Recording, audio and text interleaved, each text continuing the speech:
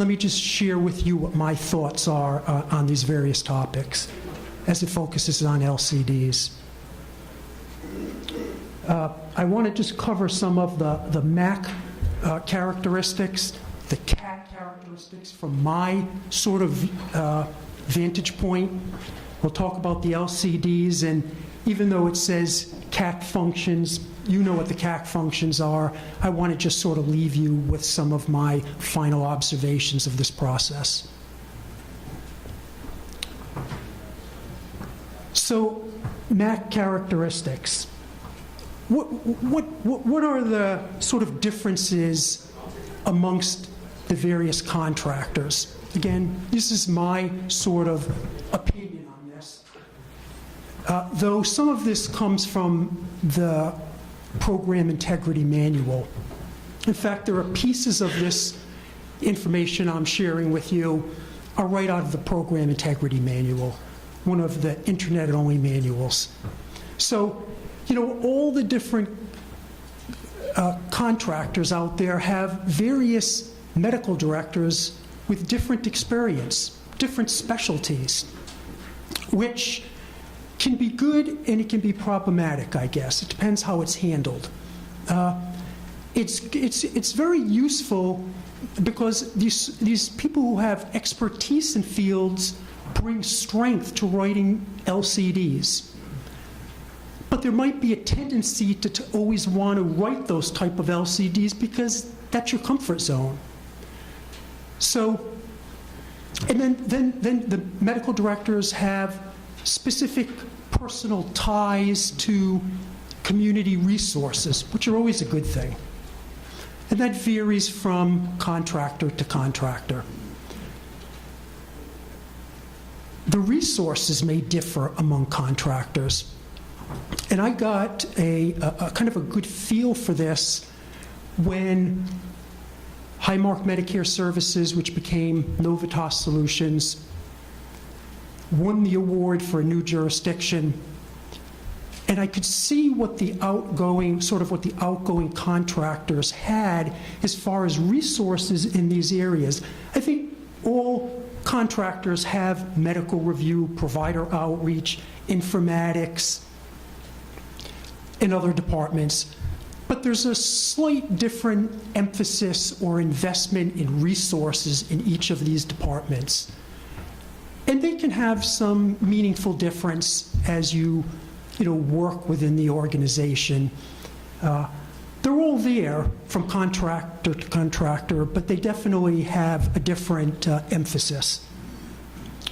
Geographic differences in utilization practice patterns and new technology.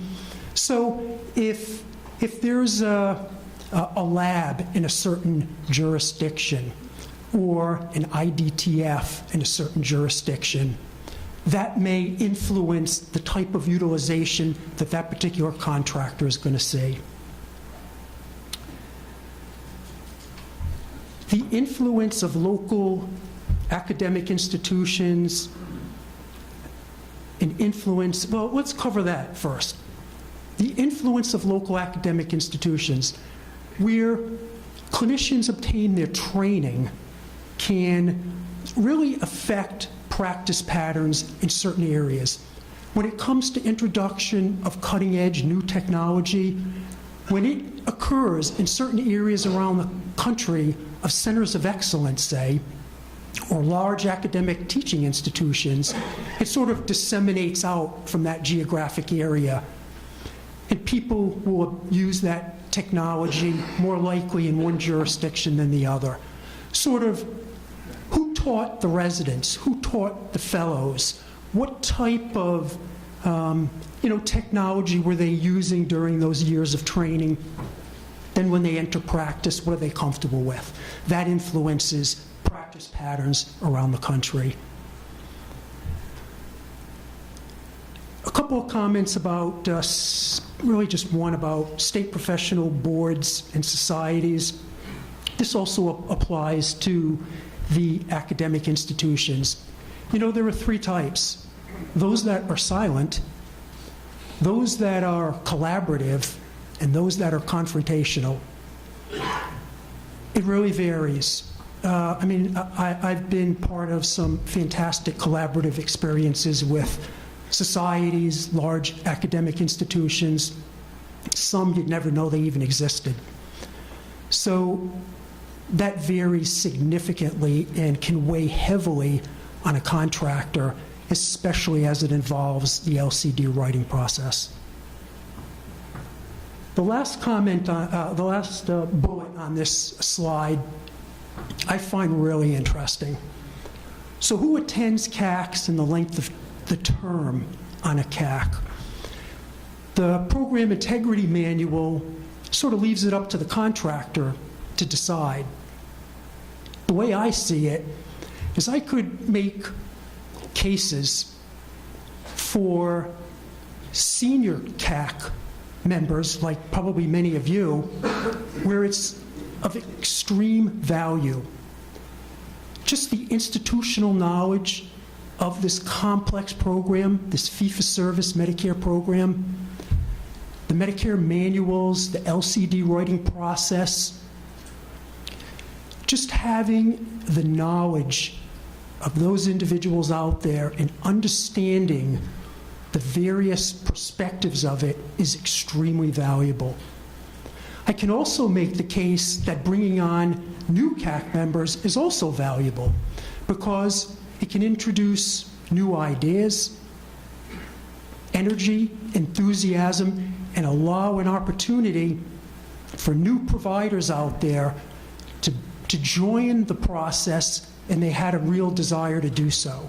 So it just opens up more opportunity. So there's a case for both. For maintaining some of the longevity, another positive for it, as people like myself turn over, as medical directors leave employment at a specific contractor, having that steady guiding hand of a long-term CAC rep can be very valuable.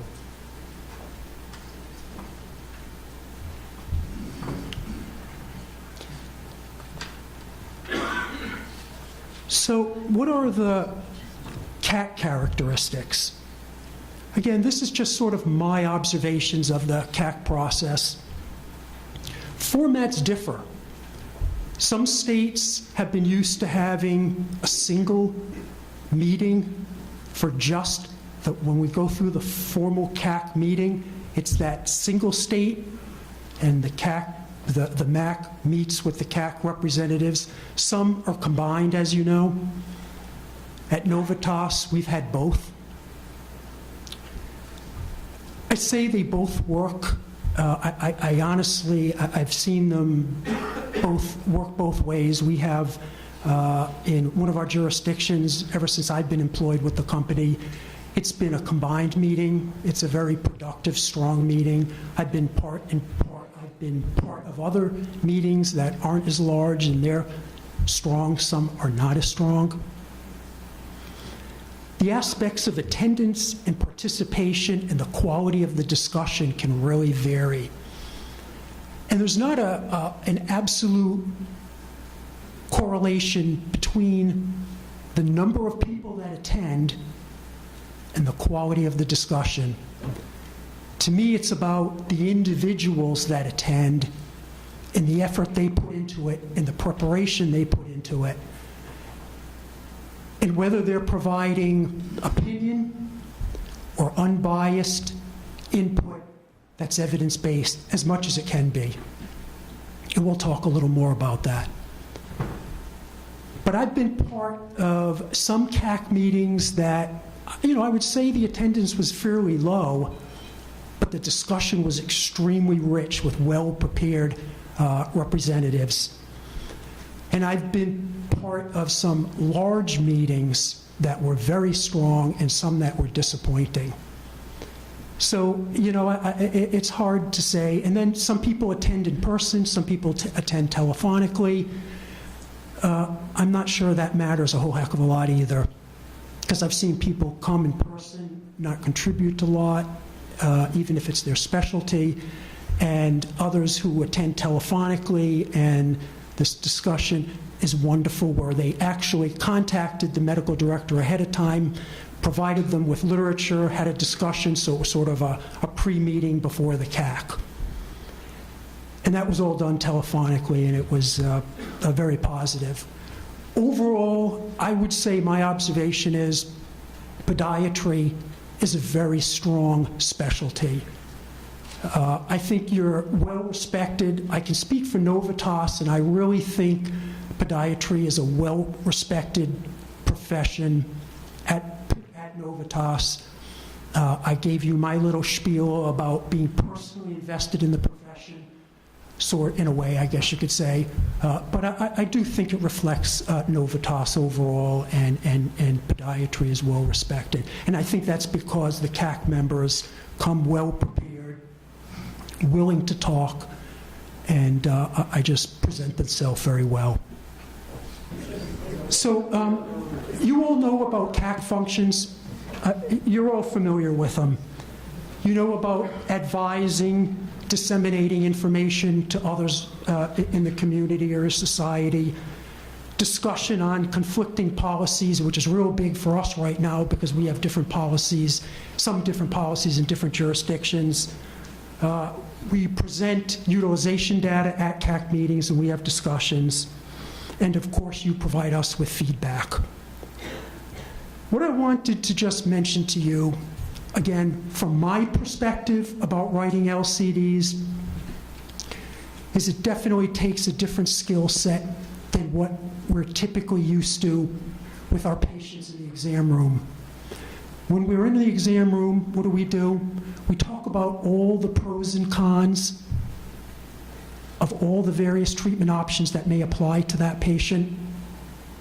We talk to them specific to their situation, and we say what, and we try to steer them towards what is the right thing for them. Of course, using evidence-based medicine to support our position when talking to them, but that's the art of medicine. The skill set of writing an LCD, I find significantly, I guess, somewhat different. Not totally different, but it's different. It's more academic. It really is teasing apart the evidence, looking at the strength of the literature,